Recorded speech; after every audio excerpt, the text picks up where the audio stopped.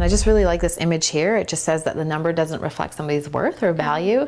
And I think some people do get into that situation, right? That number really reflects how they feel about themselves. Emotional eating is a way to deal with life's difficult feelings. Emotional eating is when people use food to cope with their emotions. So it could be positive emotions and it can also be negative emotions. When people don't know how to deal with a situation that they're unsatisfied with, then they'll turn to food to feel better, right? And oftentimes that situation is really difficult and they don't have the skills to deal with it. It's a problem because people don't feel comfortable in their skin, and that prevents them from having the types of relationships with people that they would like to have.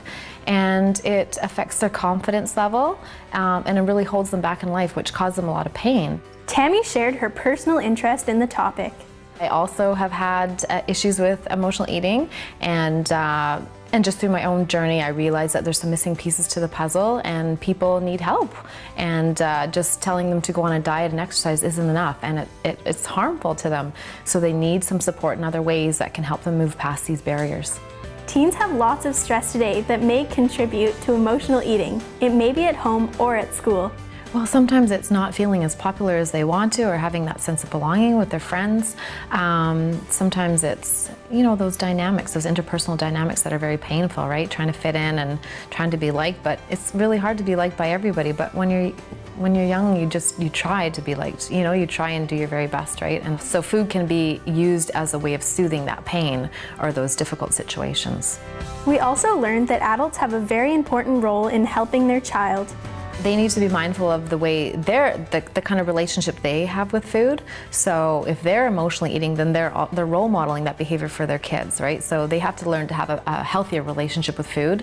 And as well, when your kids are sad, then parents might want to find other ways to help their child through difficult times other than just using food, right? So helping them problem solve if they have the opportunity to do so, asking the right questions, right? What do you think you can do about this situation, and what have you tried so far, and what's working, and what do you think would be the next best step? So just asking their child questions that will help them problem solve in a healthy manner. And sometimes it's just listening. Like sometimes parents just need to be there with their kids, right? It's not necessarily giving them the right advice, but just saying, it's okay, you'll get through it, and it's difficult, but it's, this is a part of your teen years or part of your growing up years.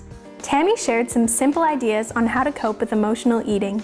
People can lower their stress levels, so finding anything that can bring the stress level down. So it could be going for a walk, talking to friends, finding anything enjoyable in life.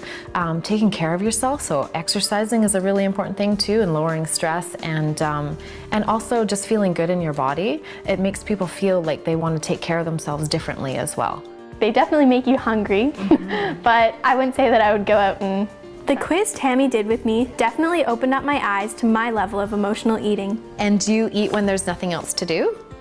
Oh, for sure. Yeah. Whenever I'm bored, I'll open the fridge and there's nothing in there, so I'll close it, and then I'll go back 5 minutes later, there's still nothing there, but... I think that's a really common one that many people do, right?